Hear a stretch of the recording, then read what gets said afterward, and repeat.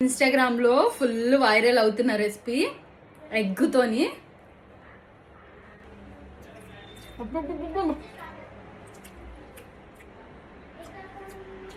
అదిరిపోయింది. వావ్.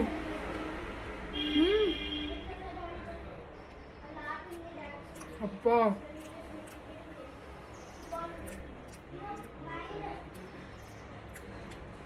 కష్టపడి చేసిన దానికి అద్భుతం.